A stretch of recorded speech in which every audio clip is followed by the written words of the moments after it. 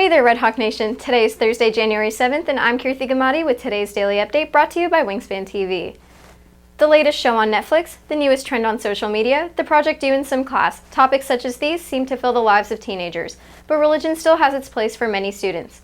In this second part of a WTV special report, executive producer Cooper Regal continues his exploration of the world of teenagers and religion. Since its inception, religion has been fought over and tested, but even thousands of years after it first appeared on Earth, some students still believe religion has a place in today's society. I think religion affects society because it really gives people something to believe in. It gives hope.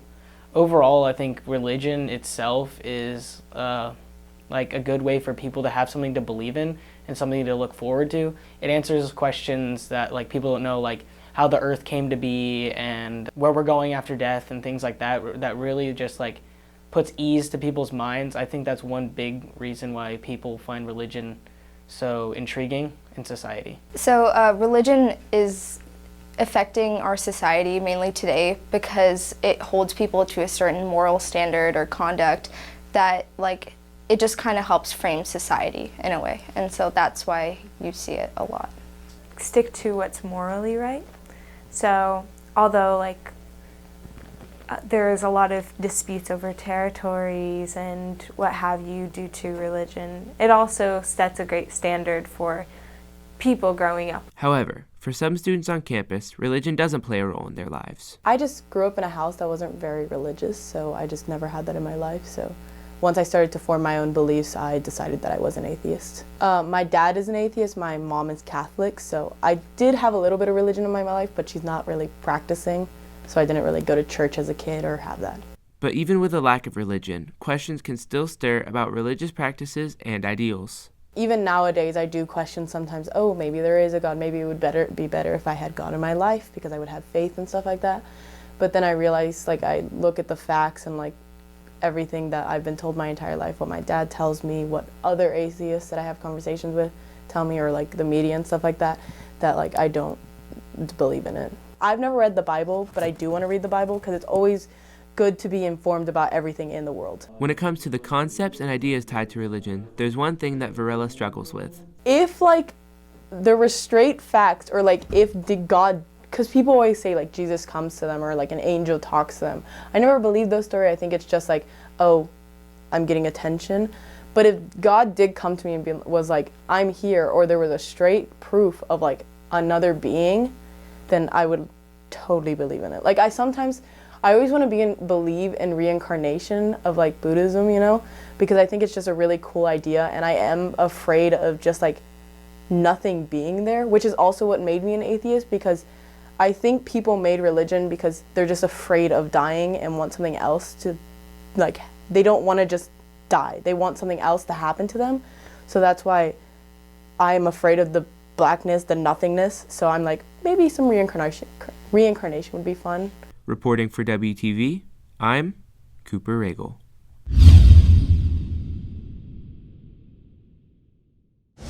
Tomorrow we continue our look at the role of religion in the lives of teenagers by examining how religion is shared from one person to another. Switching gears, we move to the kitchen, where WTV's Josh George brings us this week's edition of Easy Eats. Hey guys, welcome back to another episode of Easy Eats. Today we're going to be making whipped coffee. For this recipe, you're going to need heavy whipping cream, milk, preferably a magic bullet, vanilla extract, sugar, and instant coffee. Alright, so the first step you're going to want to do is measure out how much milk you want. That's going to be the actual coffee. I'm going to do a very little amount because I make mine very concentrated and strong.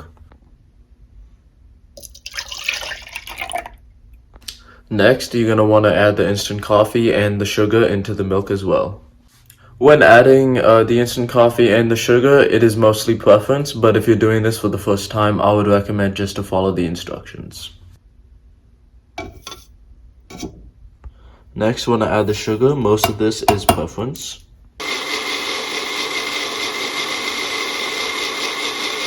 Once it's finished blending up, just go ahead and pour it back into the original cup and set it aside. Yeah, go ahead and set it aside and then do that and then you'll be the hubba hoop. The next step you're going to want to do is add some heavy whipped cream into the original bullet can as well as some vanilla extract and some sugar. I personally like to put a little bit of coffee into it just to have a little bit more coffee taste.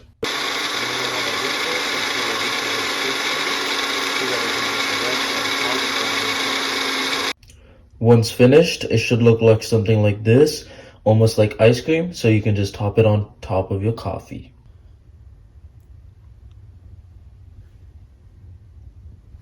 This has been Josh George from WTV. Cheers.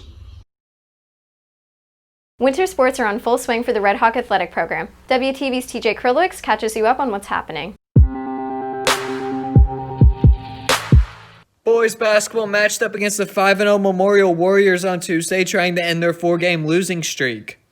The game was high scoring and close, but in the end, the Red Hawks were able to win against the number 1 team in District 9 5A by a score of 72-66, improving the record to 2-5. Girls basketball also matched up against the Warriors on Tuesday. The Red Hawks found themselves down early, but managed to come back in the fourth quarter to tie the game.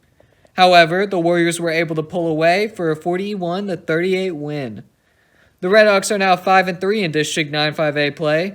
Both teams will return to the nest on Friday to play against Independence. The girls will tip off at 6:30, while the boys tip off at 8. Boys and girls soccer also went up against Memorial on Tuesday as both teams played their first District 9 5A match of the season. The boys scored 2 early goals in the first half and kept Memorial to 0 goals throughout the 90 minutes to prevail 2-0. The girls were in a close game throughout the 90 minutes but failed to put the ball in the net, losing to Memorial 1-0. Both teams go up against Independence tomorrow. The girls will play at 5:30 at Independence, while the boys will play at 7 at the Nest. Swim also had a meet on Tuesday against Centennial and Lebanon Trail. On the girls' side, the Red Hawks were able to beat Lebanon Trail 96-80, but lost in Centennial 144-83. On the boys' side, the Red Hawks defeated the Trailblazers 137-43, and narrowingly lost against the Titans 114-111.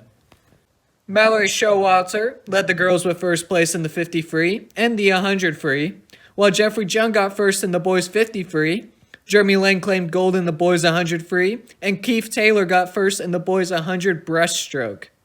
Reporting for WTV, this is TJ Krylowicz. If you are looking for more from Wingspan, you can follow us at Liberty Wingspan on Twitter, Instagram, and Facebook, or visit our award-winning website, libertywingspan.com. That's it for today's Daily Update. This is Kirthi Gummadi for Wingspan TV.